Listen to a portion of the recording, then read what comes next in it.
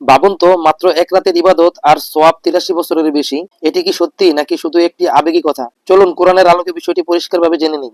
Subscribe to my channel. লাইলাতুল কদর এমন একটি বরকতময় রাত যাকে আল্লাহ ঘোষণা করেছেন হাজার মাসের চেয়েও উত্তম। সূরা আল কদরে বলা হয়েছে, লাইলাতুল কদর হাজার মাসের চেয়েও শ্রেষ্ঠ। হাজার মাস মানে প্রায় ৮৩ বছর ৪ মাস। অর্থাৎ এই এক রাতের ইবাদত, নামাজ, কোরআন তেলাওয়াত, দোয়া, জিকির সাধারণ সময়ের ৮৩ বছরের ইবাদতের চেয়েও বেশি মর্যাদাপূর্ণ হতে পারে। তবে এটি শুধু সংখ্যায় হিসাব নয়, এটি মর্যাদা ও বরকতের হিসাব। এই রাতের বিশেষত্ব কি?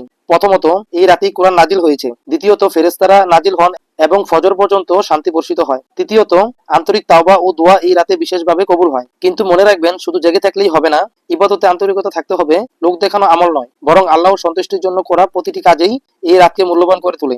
আপনি চাইলে একটি সহজ প্ল্যান করতে পারেন। ঈশার পর কোরআন তেলাওয়াত, কিছু সময় জিকির, দীর্ঘ দোয়া ও ইস্তেগফার, আর রাতের শেষ ভাগে তাহাজ্জুদের নামাজ। ছোট ছোট আমলও এই রাতে বিশাল সওয়াবে পরিণত হতে পারে। ৮৩ বছরের সওয়াবের সুযোগ বারবার আসে না। হয়তো এই রাতে আপনার জীবনের মোড় ঘুরিয়ে দিতে পারে। তাই প্রস্তুত থাকুন, এই রাতকে হালকাভাবে নেবেন না।